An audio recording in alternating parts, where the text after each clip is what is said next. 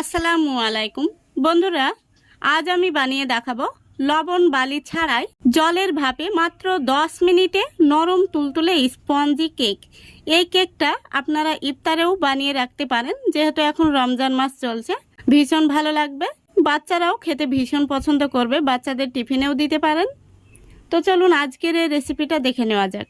আশা করছি আপনাদের ভীষণ ভালো লাগবে। আর রেসিপিটা ভালো লাগলে লাইক কমেন্ট শেয়ার করতে ভুলবেন না এবং চ্যানেলটি সাবস্ক্রাইব করে আমার পাশে থাকবেন। তো বন্ধুরা, প্রথমেই নিয়ে নিচ্ছি একটি মিক্সিং বোলের মধ্যে 1 কাপ উষ্ণ গরম দুধ, সেই সাথে দিয়ে দিচ্ছি 1/3 কাপ চিনি। যেহেতু এখানে দুধটা উষ্ণ গরম রয়েছে, তাই চিনিটা কিন্তু খুব সহজে মেল্ট হয়ে যাবে। তারপরে দিয়ে দিচ্ছি 1 চা চামচ পাতিলেবুর রস। এবার এগুলোকে আমি খুব ভালো করে একটি চামচ দিয়ে মিশিয়ে নিচ্ছি। খুব ভালো করে মিশিয়ে নেওয়া হয়ে গেছে। এখন আমি ঢাকা দিয়ে রেস্টে রেখে দেব 5 মিনিটের জন্য। দেখুন প্রায় 5 মিনিট হয়ে গেছে আর দুধটা দেখুন একটু একটু কিন্তু কেটে গেছে, তার মানে আমাদের বাটার মিল্ক তৈরি হয়ে গেছে। এখন আমি এর মধ্যে দিয়ে দেব 2 চা চামচ সাদা তেল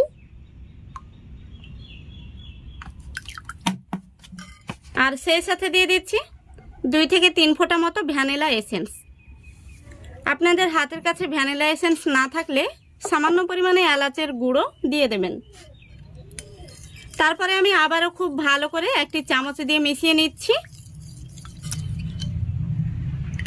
চিনিটা দেখতেই পাচ্ছেন প্রায় গলে গিয়েছে, সামান্য একটু রয়েছে। তো চিনিটা সম্পূর্ণভাবে গলে যাওয়া পর্যন্ত এইভাবে আমি মিশিয়ে নেব। দেখুন খুব ভালো করে মিশিয়ে নিয়েছি আর চিনিটা কিন্তু গলে গিয়েছে। এখন আমি চামচটা তুলে নিচ্ছি। এখন আমি শুকনো উপকরণগুলো দিয়ে দেব। প্রথমে দিয়ে দিচ্ছি 2 টেবিল চামচ চালের গুঁড়ো। আপনাদের হাতের কাছে চালের গুঁড়ো না থাকলে আপনারা স্কিপ করতে পারেন। চালের গুঁড়োটা দেওয়ার পরে আমি হ্যান্ড উইচ দিয়ে খুব ভালো করে মিশিয়ে নিচ্ছি। মিশিয়ে নেওয়া হয়ে গেলে এর মধ্যে আমি দিয়ে দেব 1 কাপ ময়দা। তারপরে দিয়ে দিচ্ছি 1 চা চামচ বেকিং পাউডার আর 1 চা চামচের 3 ভাগের 1 ভাগ বেকিং সোডা। এখন আমি হ্যান্ড উইচ দিয়ে খুব ভালো করে মিক্স করে নেব। লক্ষ্য রাখতে হবে ব্যাটারের মধ্যে যেন কোনো রকম দলা পেকে না থাকে। দেখুন খুব ভালো করে আমি মিশিয়ে নিয়েছি আর ব্যাটারটা কিন্তু একটু ঘন রয়েছে। এখন আমি এই পর্যায়ে দিয়ে দেব একটি ডিম। এতে করে কেকটা কিন্তু দুর্দান্ত ফুলবে। আপনারা যারা ডিম খেতে পছন্দ করেন না তারা কিন্তু ডিমটাকে স্কিপ করতে পারেন। সেই সাথে দিয়ে দিচ্ছি 1 চিমটি লবণ। লবণটা আমি দিতে ভুলে গিয়েছি, লবণটা আরও আগেই দিয়ে দেবেন আপনারা। এখন আমি খুব ভালো করে মিক্স করে নেব। দেখুন খুব ভালো করে মিক্স করে নিয়েছি। এখন আমি এখানে নিয়েছি 1 মুঠো টুটি ফ্রুটি আর নিয়েছি একটা বাটিতে 1 টেবিল চামচ মতো শুকনো ময়দা।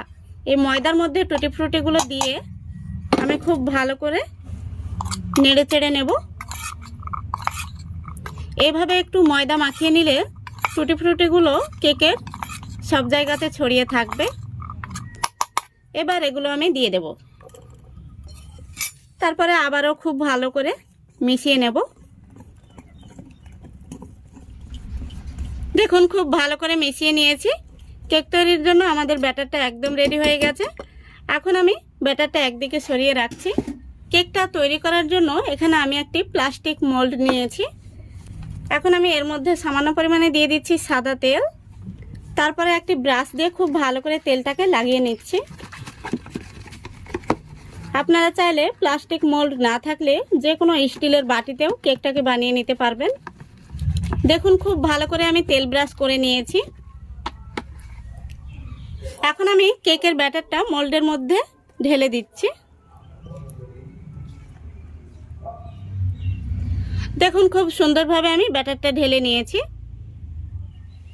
তো বন্ধুরা, আজকের কেকটা আমি জলের ভাপে বানাবো, সেজন্য গ্যাসটা অন করে আগে থেকে আমি কড়াইতে জল বসিয়ে দিয়েছি আর জলটা খুব সুন্দরভাবে ফুটে গেছে। এখন আমি এই জলের মধ্যে একটি স্ট্যান্ড দিয়ে দিচ্ছি। এবার এই স্ট্যান্ডের উপরে আমি কেক মোল্ডটা বসিয়ে দিচ্ছি। এখন আমি উপর থেকে ঢাকনা দিয়ে ঢেকে দিচ্ছি। আর ঢাকনার মধ্যে যে একটি ছিদ্র রয়েছে এটাকে আমি কাগজ দিয়ে বুজিয়ে দিচ্ছি। এখন আমি গ্যাসের ফ্লেমটা মিডিয়ামে রেখে পুরো 10 মিনিট জাল করে নেব। তো বন্ধুরা, এই কেকটা হতে খুব বেশি সময় লাগে না, প্রায় 10 মিনিট জাল করলেই কিন্তু কেকটা একদম রেডি হয়ে যাবে। দেখুন বন্ধুরা, প্রায় 10 মিনিট হয়ে গেছে। এখন আমি ঢাকনাটা খুলে দেখে নেব। আর কেকটা কিন্তু দেখাই যাচ্ছে কতটা ফুলে উঠেছে। আর আমি যে জলটা দিয়েছিলাম দেখুন দেখাই যাচ্ছে জলটা কিন্তু এখনো শেষ হয়নি। এখন আমি গ্যাসটা অফ করে দিচ্ছি। এবার আমি একটি কাঠি নিয়েছি, কাঠি দিয়ে আপনাদের দেখিয়ে দিচ্ছি কেকটা ভেতর থেকে হয়েছে নাকি কাঁচা রয়েছে। দেখুন কাঠিটা কিন্তু একদম পরিষ্কার বেরিয়েছে, তার মানে আমাদের কেকটা হয়ে গেছে। এখন আমি কড়াই সমেত কেকটা নামিয়ে নেব, তারপরে কেকটা ঠান্ডা হওয়ার পর আপনাদের দেখাবো। দেখুন বন্ধুরা, কেকটাকে আমি ঠান্ডা করে নিয়েছি। এখন আমি কেকটাকে বের করে নেব।